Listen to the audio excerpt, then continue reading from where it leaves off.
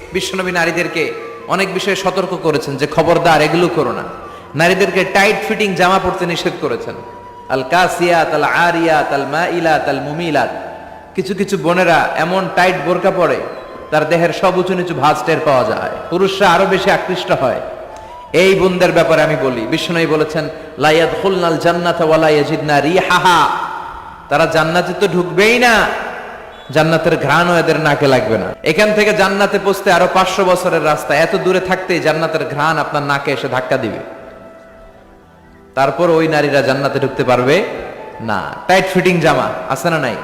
এখন বোরকার মধ্যে অনেক ডিজাইন, ইদানিং এদিকে কিছু ডিজাইন করে পরে, এদিকে করো না, এদিকে করো না, এদিকে করো না, বুঝবা না এই জায়গায় এগুলো করে। তো এগুলো করলে তার পর্দার চেয়ে তার সৌন্দর্যের প্রকাশ আরো বেশি হয়ে যায়। এরপরে বিশ্বনবী নিষেধ করেছেন ঝাঁঝালো পারফিউম দিয়ে বেরোতে নিষেধ করেছেন। আমার বোনেরা নিজেদেরকে ক্লিন রাখবেন, পরিচ্ছন্ন